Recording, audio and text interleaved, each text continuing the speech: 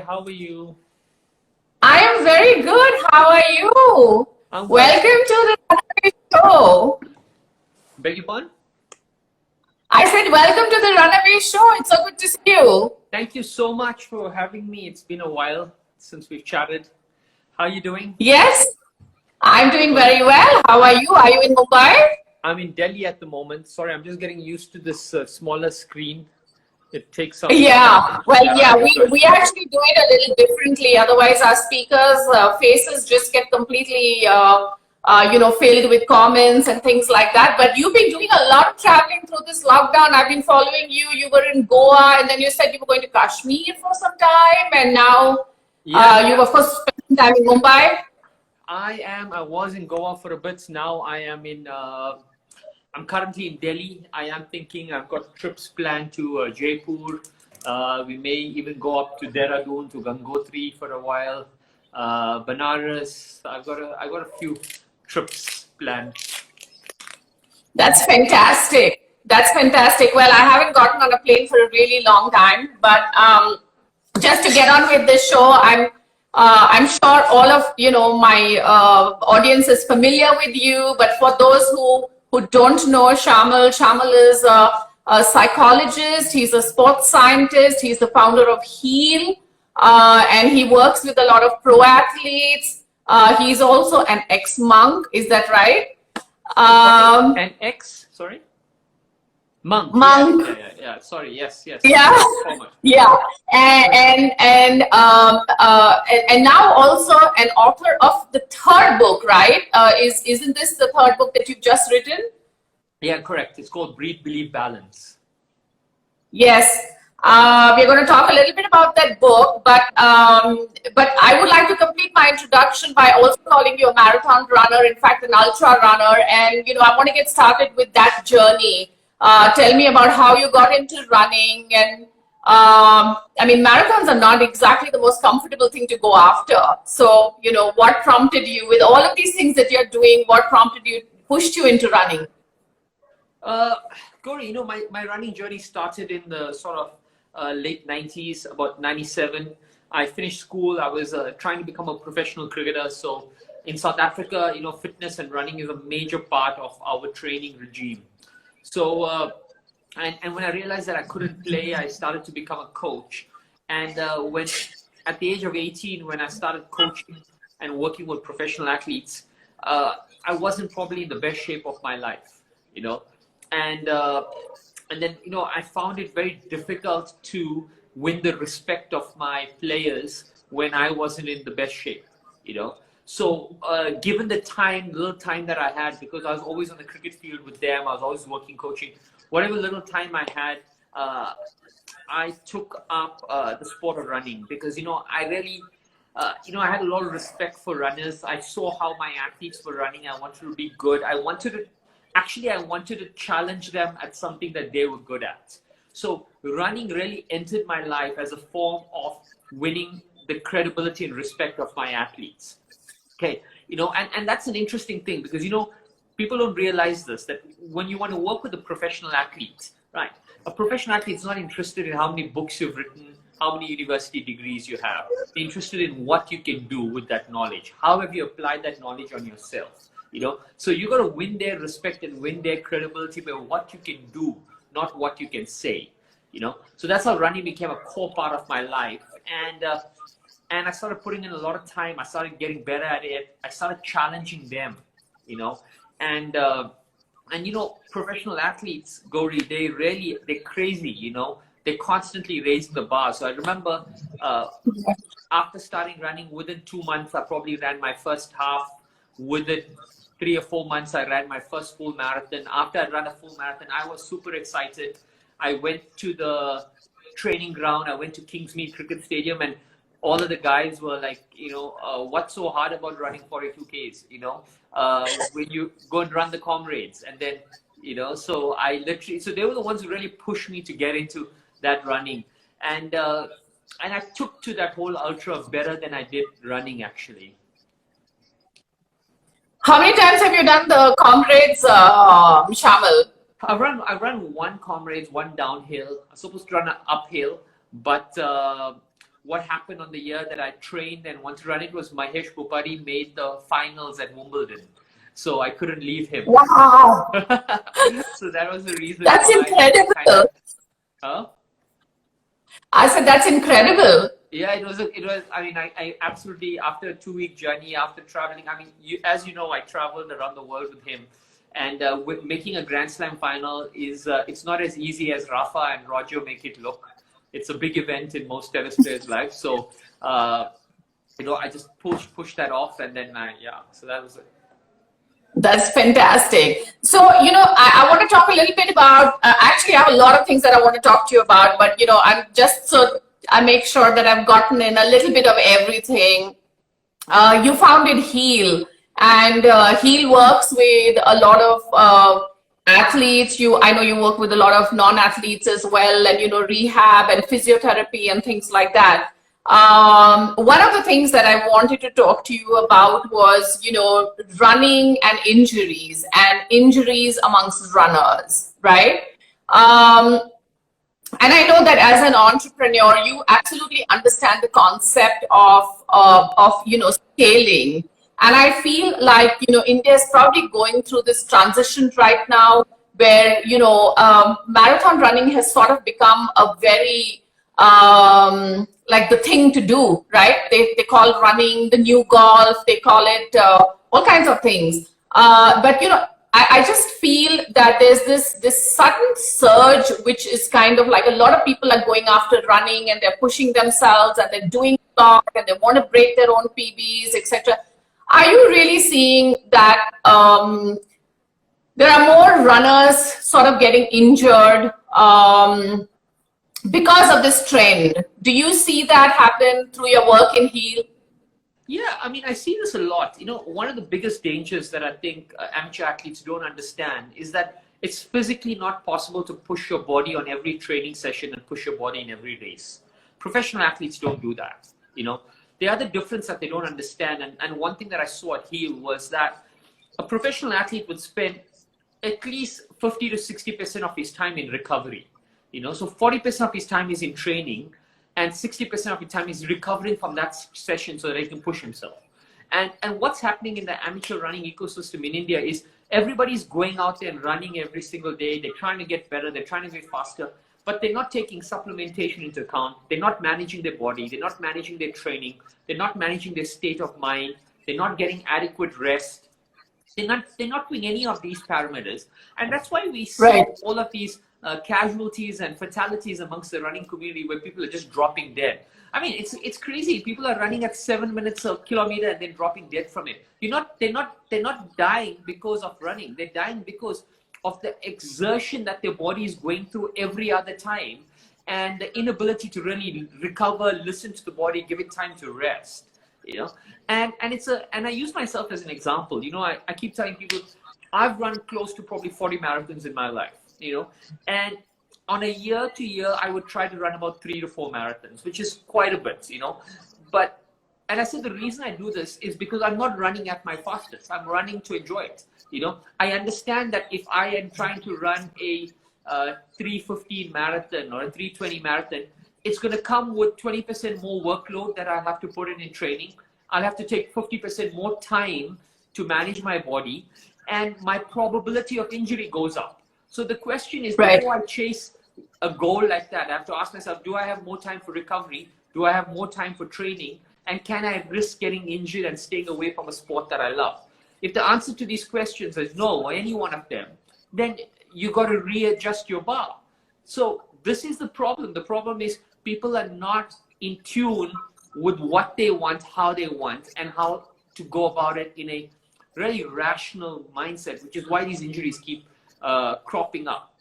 And I mean, we talk about injuries forever because I've managed Heal for 6 years. We treated close to about 100,000 athletes or runners over that time because we are associated with the Mumbai with all the marathons. You know, we managed the recovery zones in there. You know, it was through Heal that we tried to bring that whole recovery space to marathons because we realized that people don't know how to take care of themselves. And there are a lot of trends that you see, but I mean, it's a deep topic for us to go into. Yeah. But if you were sort of to advise somebody, Shamal, who's sort of just starting off to run, what would you say are, the two, three really important approaches that you would ask them to keep in mind to make sure that they have,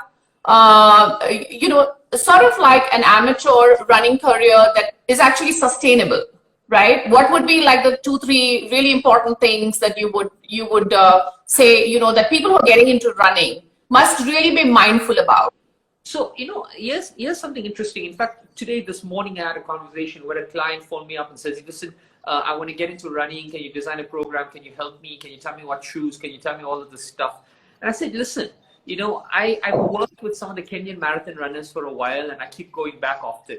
I said, the reason I can help them is because every single stride over 42 kilometers is exactly the same.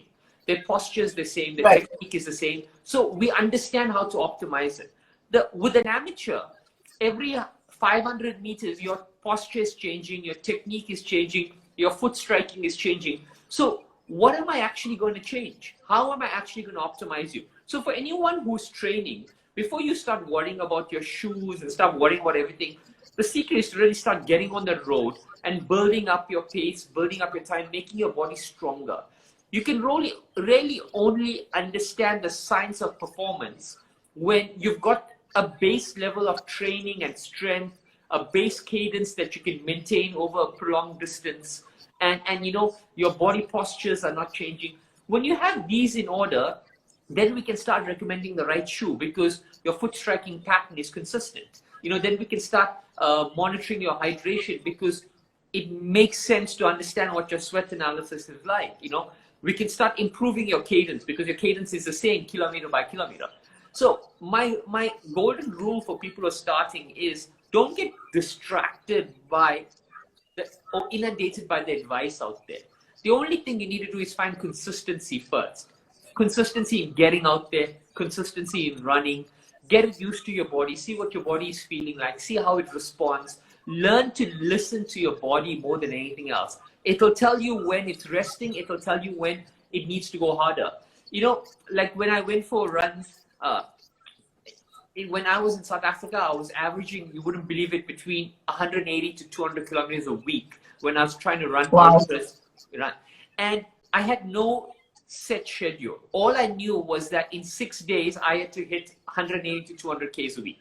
So I would go and I would never determine the distance for the first 10 Ks. So I would go, because the first 10 Ks you're hard, your body's still opening up. It would average me about 45 minutes to get those 10 Ks done. But if I'm feeling good after 10, then I just keep going. I run for as long as I can, and I clock my miles in when my body's feeling good.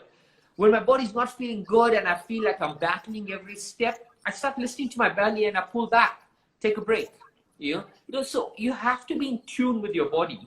And that's the only way you're going to become a good runner who stays injury-free for a prolonged period of time. Yeah, I think, I've been, of course, talking to runners like through the last few weeks since I started the show. And I think what really happens is that, one, of course, is this huge peer pressure, right? And the second thing is also, I think there's this kind of glory in suffering, right? It's like, you know what, you were dying, but you still did it. And there is such appreciation for that actually, I think what you say makes perfect sense. But I kind of just see that most people are actually discouraged to listen to their body. They are actually encouraged to say, it doesn't matter, mind, is stronger. You can, do this. Pain is temporary and, whatever, those kind of things, right? You're kind of surrounded with that energy. Yeah, there's a beautiful saying, and I think I'm quite lucky that I spent almost 4 years in an ashram. But there's a beautiful saying, and it goes, what is bad for the ego is good for the soul. Okay, so, when your ego has to struggle to, when your ego gets battered because you're not in a position to finish a race, it's right. The humility to accept the fact that I'm not in a position to finish the race that's good for your soul. It's the ability to accept that's humility, Fantastic. So I think what runners need to understand is that when the ego gets battered, the soul gets nourished. And Yeah, in the long yeah. run, that's the most important thing, is how can the sport make you a better person? Yeah, yeah. Talking about your experience in the ashram and about, becoming a better person. I've had this in my mind, and I've been meaning to ask you this for a while. Because I think for a lot of people, there is, sport is also meditative, right? It's kind of like, for example, for somebody like me, I really struggle to really get into like, the the real meditation which is done in, let's say, with gurus or ashrams, which is, for stilling your mind, etc. For someone like me, really, when I go out and I run, I'm like, okay, this is actually meditation for me. But having lived in an ashram, you've actually gone through, the structured meditation, which is breathing, calming, stillness of the mind, etc. So my question was really, as a runner, like, how do you compare? You've obviously experienced both, right? Because you also run, and you know what I'm talking about when I say that running to me is meditative, right? So, Yeah, it's a great question, what? Rory. It's a great question, because you know what? There's a distinct difference between the two. And firstly, the running as a sport stimulates the secretion of a hormone called BDNF, which is brain-derived nootropic factor, which is a very Okay. powerful hormone in the brain. And the meditative states that I've personally experienced in an ashram and in running are completely different. In an ashram, I find that that meditation is very calming, and my mind is getting cleared, completely cleared. But when I'm running, I'm finding that it's not so much that the mind is clear, but the mind has clarity of thought, which means that ideas are being synergized whilst I'm running. So I'm getting that brain-derived nootropic factor forces ideas that you didn't normally want to force together. It forces that together. It's through that Okay. mental state that new insights, new discoveries are formed through that running. So for me particularly, when I use running to really unlock my creativity. So really I do all my background research on all my various subjects, and then I go on a long run, and I run with a dictaphone. So when those ideas are merging, I'm speaking to myself to make sure I don't forget it. So that's how I capture those ideas. And Okay. then when I have an idea, then I use meditation, the ashram type, where I'm breathing, to really look at that idea from a 360-degree point of view. So what that meditative state in an ashram does is it teaches you equanimity. It teaches you to distance yourself from an idea and look at it from multiple perspectives. But the meditative state that is stimulated by brain-derived nootropic factor is something that's stimulating new ideas to be formed. So they're completely different, physiologically Right. and psychologically. And the only way you'll experience this is if someone has done both of these. One cannot substitute the other, because at least from what I've experienced, and I've done this for almost 2 decades now, where I've seen that there's a distinct difference between the two of them. Yeah, I mean, that's why I wanted to ask you, because I think there would be very few people who actually sort of, have had the experience of both. I would think that most runners, I mean, for me, running kind of has such a calming effect on my brain, that I would actually think that's the only type that actually exists. So for me, I think the reason why I was curious to know this is because I know that you've actually experienced both sides, and I think there are very few people who actually do both, right? Or is it something like, would you say, since you work with a lot of athletes who are very competitive and professional, is the kind of ashram meditation that you're talking about, is this something which is also common with athletes at a very high level? Well, we don't call it's not an ashram type meditation, but what we use with them is a type of visualization. So we're using that same subconscious programming or hypnosis to kind of get them to calm their body, and then we're getting them to use visualization or imagery, right, to really navigate through those thoughts and see what they feel and really embody that entire feeling, right? So it's not really a stilling of their mind. We're using more sports psychology, visualization, imagery techniques to guide them outside Right. that meditative state of running. you should know that for someone to reach that meditative state that is achieved in running, it comes when your physiological state is at a certain level. You understand? So if you're going to get tired after 15 minutes or 20 minutes, or even after 1 hour, you're not going to reach that meditative state. It's going to take you at least 30 to 40 minutes for the brain to push everything out for you to channel in. You're not going to get into that meditative state in the first 15 minutes. No chance. You know, so it takes that amount of time. So your body needs to be physically strong enough to be on the road for hours on end for you to really feel that meditative state. Experience that, yeah. Yeah. So when you're going 2 hour, 3 hour, 4 hour long runs, that's when you're really feeling it. The second thing is it needs to be an environment that's devoid of distraction. So you can't be stopping at robots. You can't be talking to people. You can't be stopping at drink stations and doing all of that. You're going on this run completely by yourself, with you and your thoughts. And for anyone who's run with music, there'll come a point in time when you're not even listening to that music. That music's there, but you're still alone with your thoughts. So there's a famous scientist called Csikszentmihalyi who talks about flow states. Flow states is the merging of the conscious and the subconscious mind, which is something that athletes go into. When we call them, they're in the zone, right? So what we're talking about in that meditative state for athletes is actually called being in a state of flow. Now, the only way you can be in a state of flow is if you physiologically train at a certain intensity every single day. Then you can get into a flow state when you run slightly below that upper limit. You see, because flow, meditation is a psychological state, okay?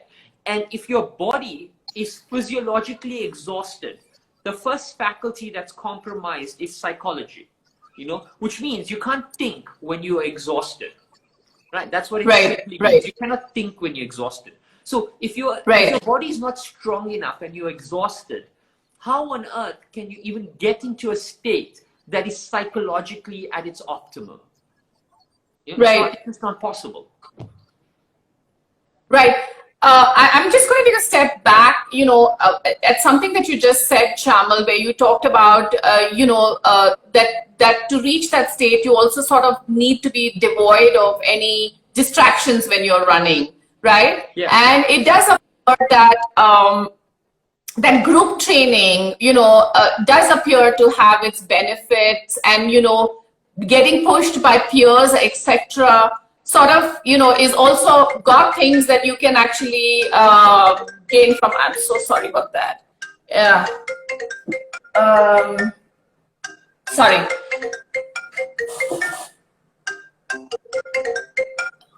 Sorry, that's my second phone. I'm so sorry about that. But yeah, what I was saying was that there is, you know, also this benefit that you actually derive from group training, right? So there is this mental benefit that you have if you kind of set off on your own and you're doing, you know, coaching on your own and training and going out and runs, etc.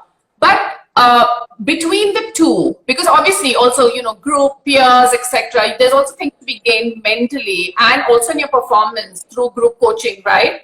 So as somebody who's actually coached a lot of people, what would you say is sort of like a good balance to maintain between group training and, you know, individual sort of going off on your own to achieve that state?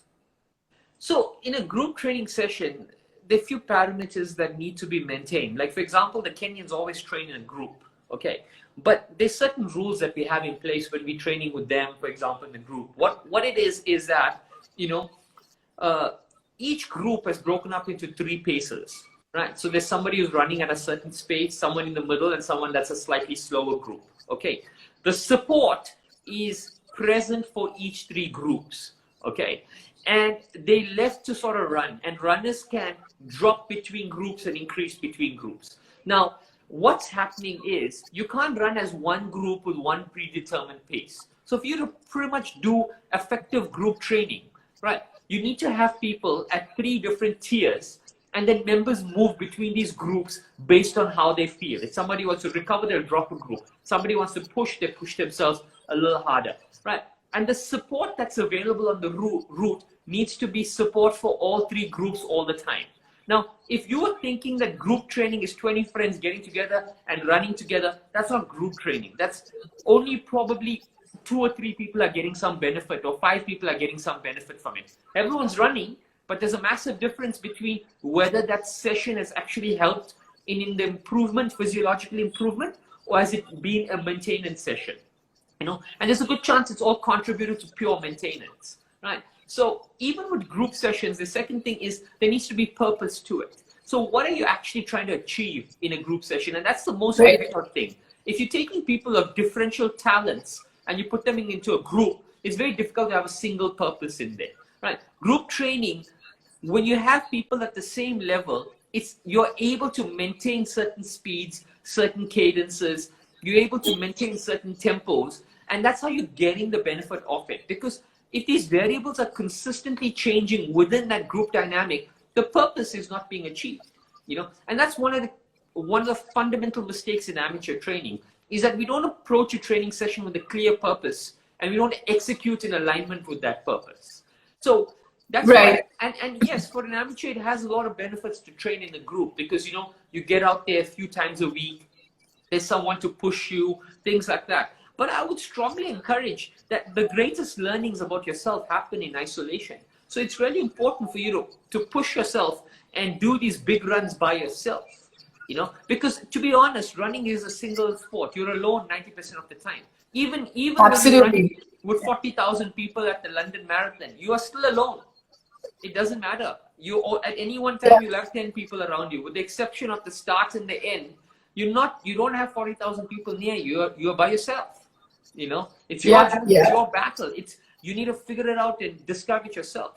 And one of the ways I learned to really push myself, and this was something my father taught me. He was like, when I was trying to train for ultras, Gauri, I didn't know how to push my limit, because when I started at home, went out for a run and came back, then whenever I got tired, I'd turn and come back. So I really struggled to break my distance of about 30, 35 Ks per run when I was out there. And then my dad gave me a suggestion one day. He says, I want you to run 35 kilometers straight out, right? He says, run straight out till you can't take another step, okay? And I had no money, and I had no cell phone, and I had nothing, and I'm running with shorts and a vest. So I ran, I pushed, I went, I'd almost come close to running a full marathon straight in one direction. I'd run past 2 different towns, okay?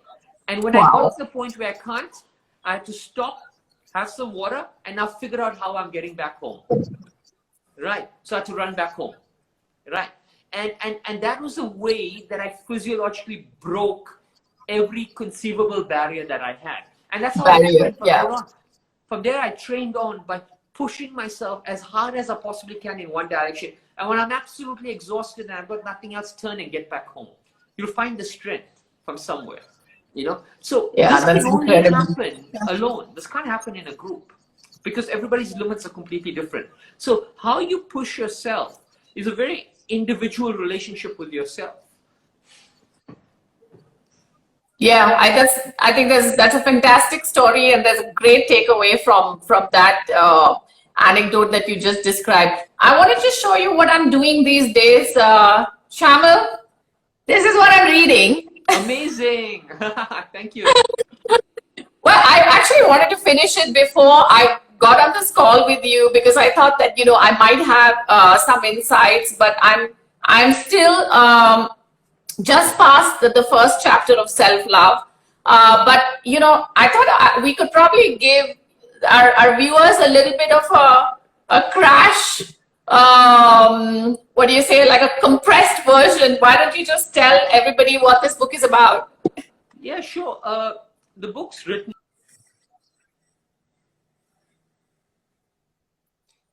I can't hear you. Shayamal, can you hear me? Do you hear me, Shayamal?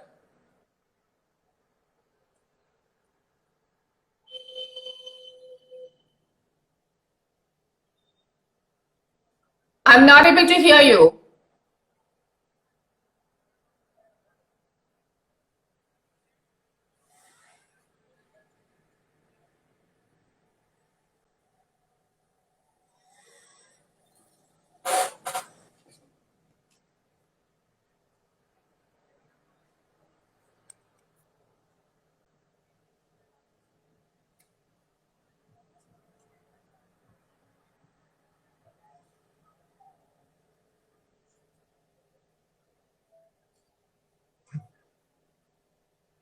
Shayamal,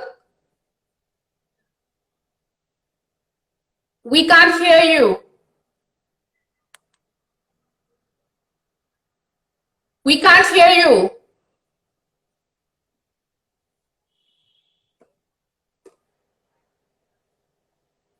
Shayamal, we can't hear you. Can you just check your connection? Yeah, I can't hear you. Can you check your connection?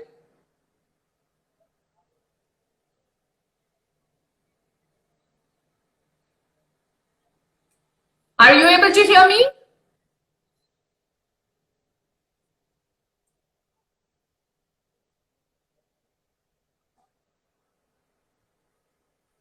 Okay, we're just going to be back again. Hold on a second. Yes, I am aware. आवाज नहीं आ रही है. Yes, yes. Hold on just a second. Gonna get Shayamal right back.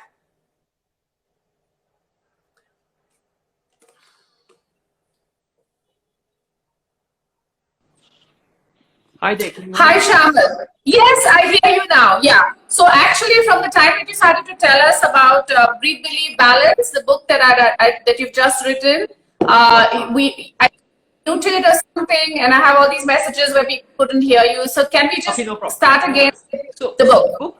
Yeah. I was saying that in life, there are 3 battles that one would go through. The first battle from the time you're a teenager till you're about 30 is the battle of your identity. How do you establish your identity? What will the world know you? How will the world recognize you? The second battle is a battle that becomes internal. It's called the battle of limiting beliefs. So how do you shatter everything that you dreamed or thought was impossible? Earn more money, buy a better house, live in a certain place, send your kids to a certain college, travel around the world. Whatever you thought was difficult or impossible, how do you work towards getting that? And then the third battle is there comes a stage when people will reflect and realize that the world will not remember you for how much money you have and the title and your positions that you have.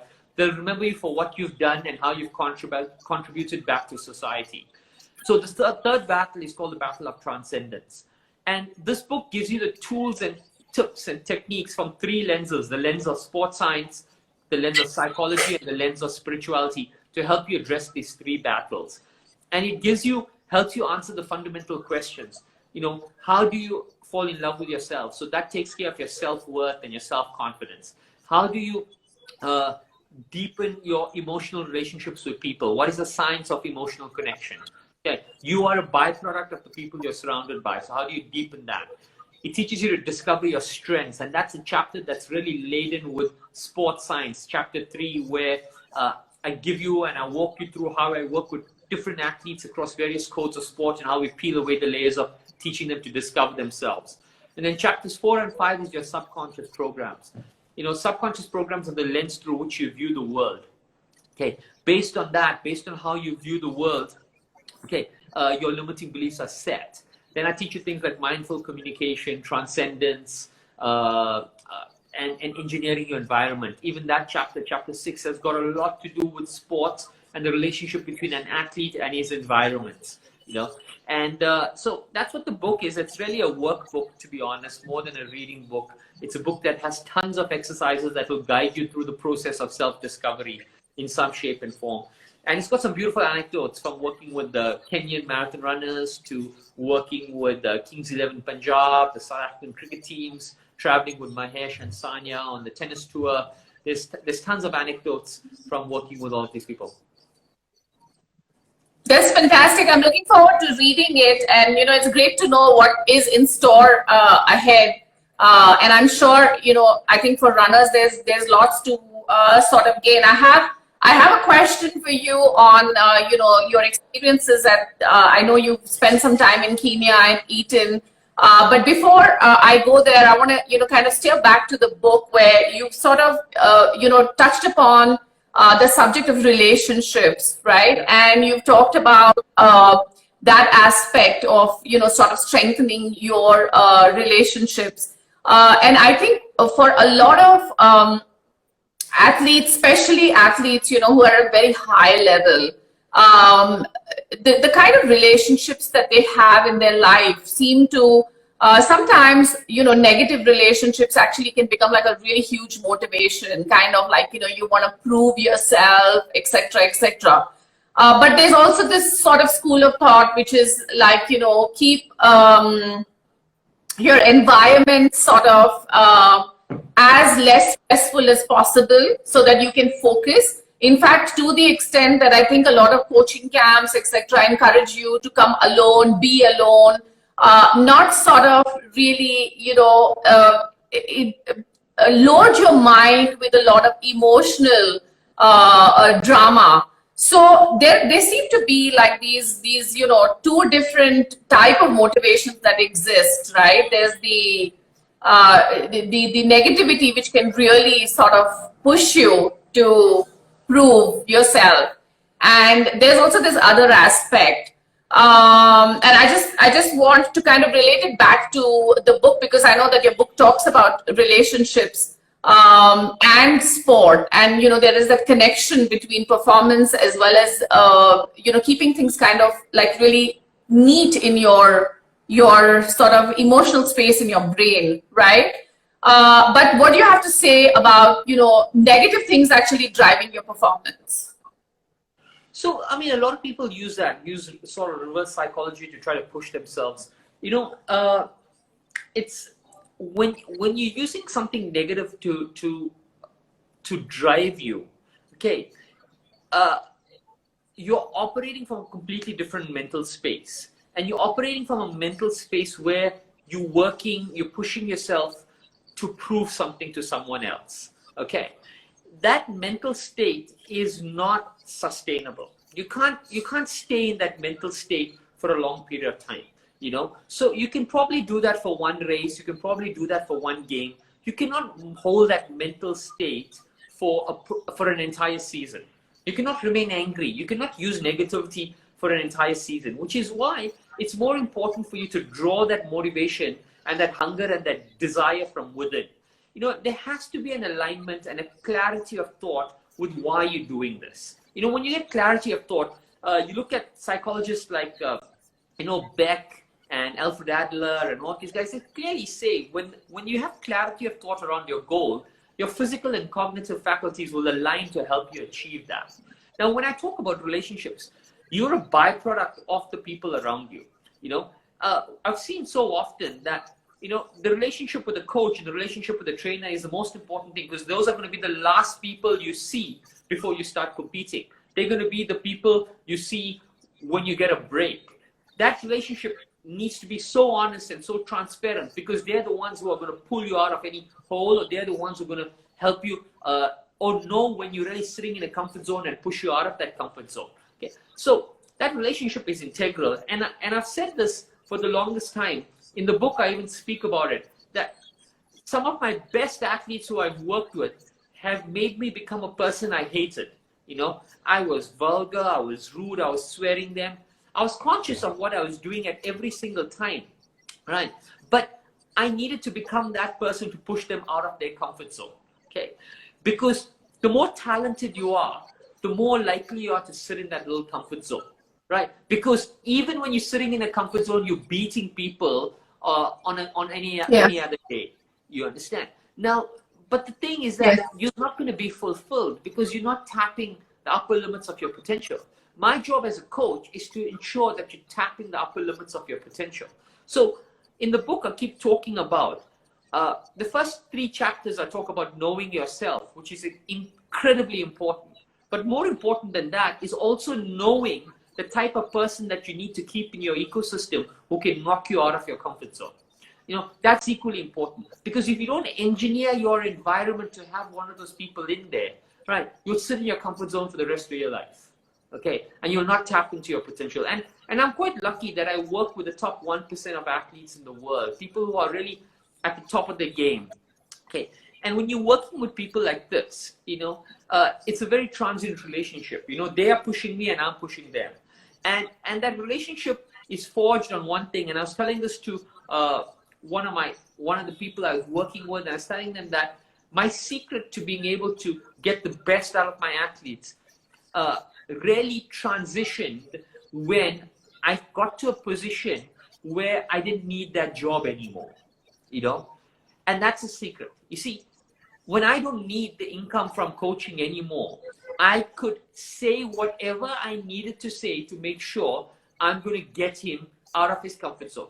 And if he didn't listen to me, he knew that I could walk away. So the respect level between that relationship exploded. And when that respect level explodes, then each one is getting the best out of each other. As long as an athlete knows that you need that job, he's not listening to you at all. Yeah, yeah. And I mean, yeah, I mean, I'm sure like to be an athlete at that level, you also have an ego, which is also at another level, right? Yeah, I mean, that's all there. Yeah, you're managing ego, and ego's not a bad thing because they need that ego to perform.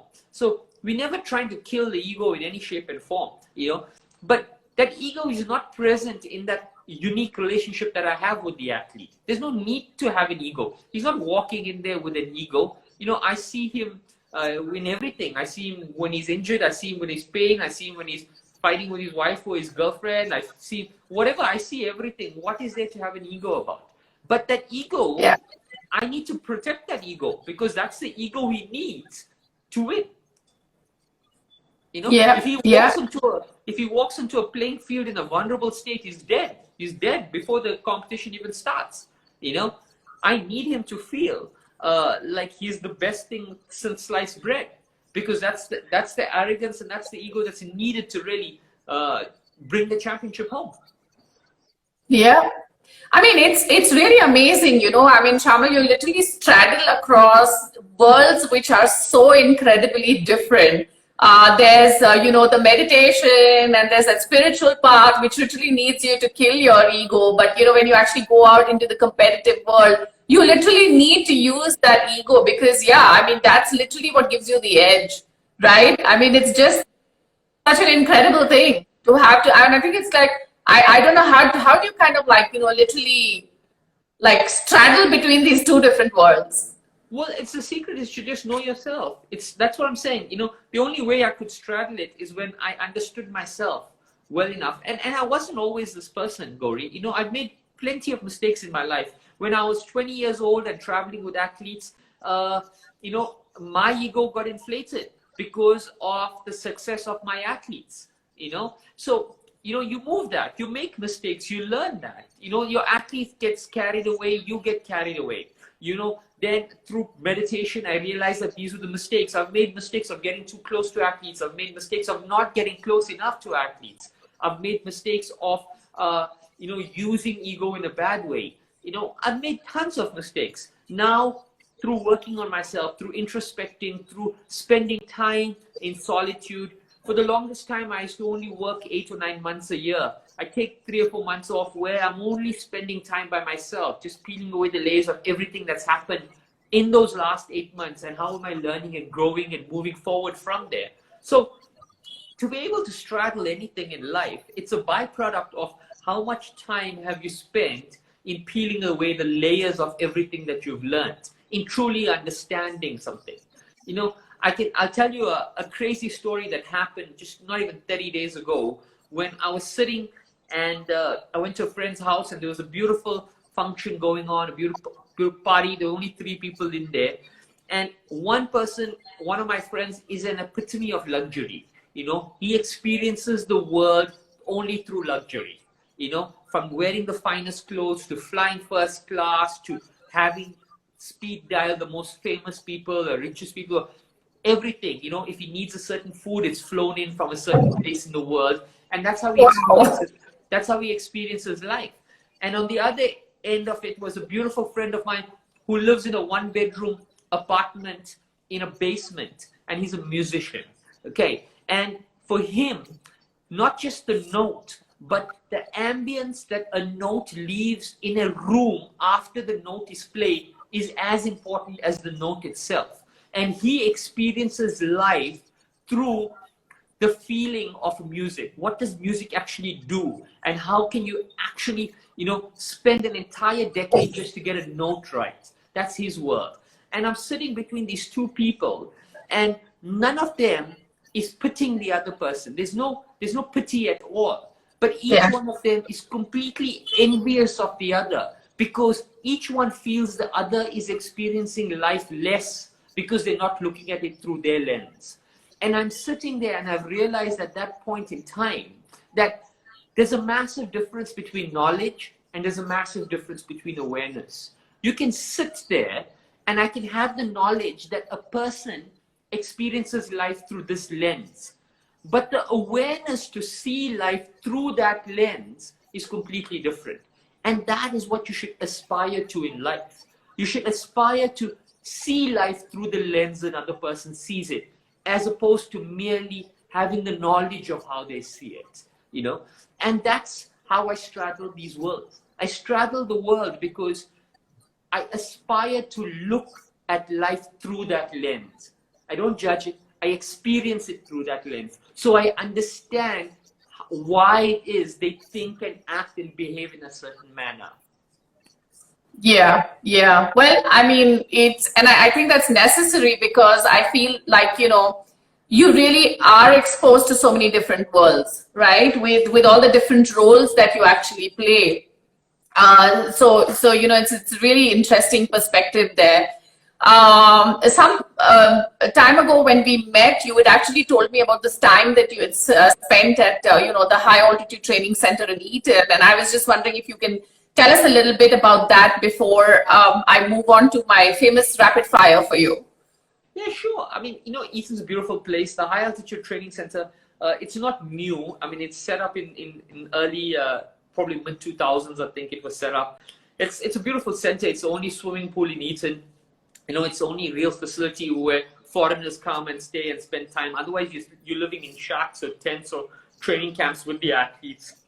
The beautiful part about Eton is that irrespective of which training camp you belong to, you can all run together. Anytime you go out there, there's no, I love Eton because, I've been, I think, more than a dozen times now, and there's no street lights, there's no tarred roads, there's no five-star hotels, there's no massive supermarkets. It's a village in every shape and form. It's at 3,000 meters altitude. If you're running, you got to run from 6 in the morning to 6 in the evening. Otherwise, it's too dark to even see what's happening out there.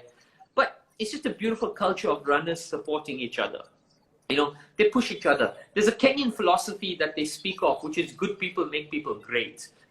So what they try to do is they try to keep good people together and they push each other.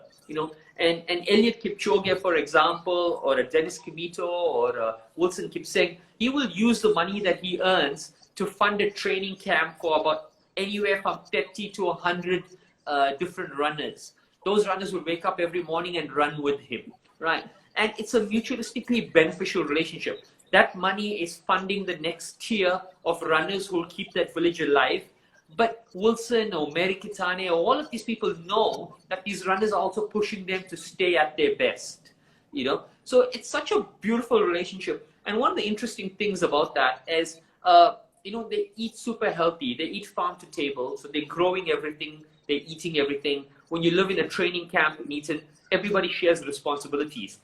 And I remember going the first time into a training camp and sitting there and there's a roster that comes out.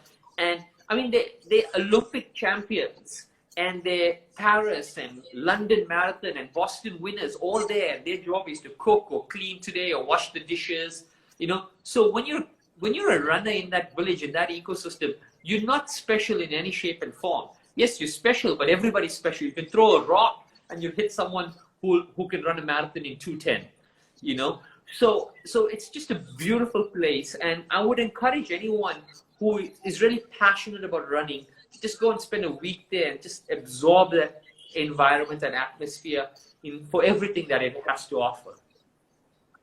Yeah, I mean, we are just waiting for things to come back to normal at Active Holiday Company. We've been talking about doing a program there, a coaching program there, which actually, gives you at least 8 days. So you actually get to experience every day of the week and how it works. And I'm hoping that, once flights resume, etc., we'll be able to take some people there. But I mean, the way you've described it, it just sounds amazing. And of course, I've heard these things from you before, but I just wanted a larger audience to kind of benefit from your first-hand experience. So question for you, Shayamal, we're actually, sort of all waiting for this lockdown to end. I think you've done London and you've done Berlin. Are you looking to complete the world majors? I think I have Boston and New York left because I've done Tokyo. Okay. Yeah, I think just those two left. Yeah. Yeah, you've done Chicago as well. Yeah, you've done Chicago as well. You have Boston, you've got Tokyo. Well, Boston and New York. New York left. Okay, right. So is that on the cards after you, you're... Everything's on the cards. My deck of cards is this big. There's nothing that's not on it. Yeah. That's how I can quite believe it. You know this. With all the balls you're juggling, I'm not surprised that your deck of cards is that big. So Shayamal, I usually have... Sorry, go ahead. I'm saying that's how I live life. If nothing gets taken off the cards, it just gets done. And oh yeah, absolutely. And actually, I think it's an amazing way to live life. I really think that's an amazing way to live life, to kind of like, I mean, if you've really not maximized and done everything and experienced everything, you've not really lived. You've just kind of like moved on from day to day. So yeah, big thumbs up on that. So we kind of like almost, I think, we've been chatting with each other for 50 minutes and I just don't know where time has just flown. I've sort of had, talked about some interesting things. I still can continue to talk. But I generally end my program with a rapid fire. And when Milind was on the show, I asked him some really naughty questions, which I'm going to spare you. Okay. I'm going to keep your questions clean, but let me just get my phone in here. So I have the questions for you. So you literally need to just bring your answers back, Shayamal. That's the meaning of a rapid fire. Okay. My first question to you, like I said, they're mostly clean, okay? One sports person you are inspired by time and again. You work with so many athletes. Tell me the one person who's always kind of on your mind as an inspiration. The person who really I admire the most actually is actually Sania Mirza, and I'll take 1 second. I know it's rapid fire, but I'll tell you, I have the deepest admiration for her because the amount of things that she deals with, in a country like India, and I've been with her. I worked with her for almost 7-8 years, and dealing as a woman athlete, as a Muslim woman, as as a celebrity, all of these things. She's constantly thrown. She deals with it with the integrity, but still pushes herself harder than anyone else and goes out there. And the reason I have the deepest amount of admiration for her is because I work with some phenomenal male athletes, right? But life is easy. You just wake up and you train and you push yourself hard and stuff like that. But when you have this barrage of other stuff that you deal with, I have the deepest amount of respect for the way in which she manages it. That's fantastic, Shayamal. It's so good to hear that. What's your top tip for runners to stay injury-free? I know we talked about this earlier as well, but just the one thing that you'd say is just close your eyes and do this, and you're going to be fine. Train your posterior chain, so your hamstrings, your glutes, your calves. Strength train them. Yeah. Right. I'm going to use that one. The first race you're going to run as soon as flights resume. I have no idea what it is. I don't think it's going to be a big one because we don't know when life's going to open. So I think wherever there's a race open, I'll probably reach out to you and I'll go there. I don't even think it'll be a big one. I just want to get back on the road. Have you been training, Shayamal? These last few months, have you been training? There's not a rapid fire question. Yeah, I've been running, but not much. It's probably about 60K a week. That's it. Not big mileage. Just to get out there, to get into nature more than anything else. If I'm gonna probably head to Europe in November, December sometime. So I'll start increasing the mileage in there because it's got colder and stuff like that. Yeah. Fantastic. South Africa or India? India. That's a good one, Shayamal. I think I smell some diplomacy there. My last question is Shayamal Vallabhji single? Yes. Okay, that's good, Shayamal. That was honest, but it was not good enough to get you a hamper. And that's a good thing because I don't actually have a hamper. You made it, Shayamal. You made it through the rapid fire. Thank I you. had a really amazing chatting with you. And I'm going to give myself the rest of this week to finish this book. Thank you so much for joining us today. I know you're kind of, you've got your travel shoes on and you've been really busy, but always a pleasure, Gauri. Always a pleasure to chat to you and connect with you. So thank you very much for inviting me. And I'm looking forward to seeing you soon, Shayamal, at some race or the other. Absolutely. Thank you. Thank you, and good night, everybody. If you have any comments, you know where to find Shayamal. Shayamal has just written this amazing book, Breathe, Believe, Balance, and I think it's going to help. Yeah, please get a copy and send it to him. And I need to get my copy signed as well, Shayamal. Next time we meet. Yeah. Thank you. Thanks, everybody. And we'll see you next Friday.